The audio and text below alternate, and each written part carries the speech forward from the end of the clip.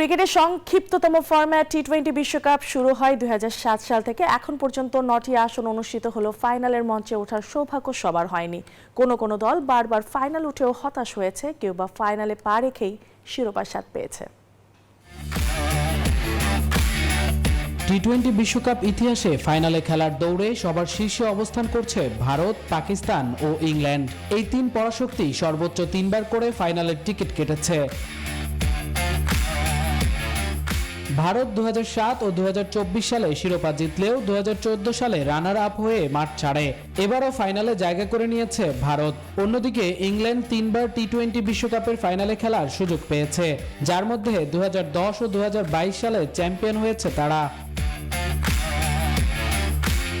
পাকিস্তানের ভাগ্যেও 3বার বিশ্বকাপের ফাইনালে খেলার সুযোগ হয়েছে।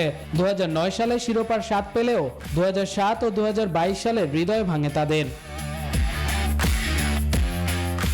লঙ্কান সিংহরা এখন পর্যন্ত 2বার ফাইনাল খেলে 2014 সালে একবার ট্রফি উঁচিয়ে ধরেছে।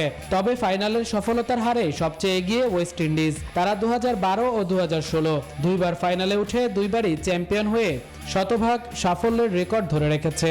অস্ট্রেলিয়াও ফাইনাল খেলেছে 2বার, তার মধ্যে 2021 সালে তাদের প্রথম শিরোপাটি জিতে নেয়। অভাগা দল হিসেবে তালিকায় আছে দক্ষিণ আফ্রিকা ও নিউজিল্যান্ড। কিউইরা 2021 সালে এবং পোর্ট্রিয়ারা 2024 সালে ফাইনাল খেললেও রানার্স আপ হয়েই সন্তুষ্ট থাকতে হয়েছে। শেষ হতে যাচ্ছে টি-20 বিশ্বকাপের 10ম আসর। ফাইনালে খেলছে ভারত, নিউজিল্যান্ড। এখন দেখার বিষয় ভারত তাদের তৃতীয় শিরোপা ঘরে তোলে নাকি কিউইরা প্রথমবার শিরোপা ছুঁয়ে দেখার স্বাদ পায়।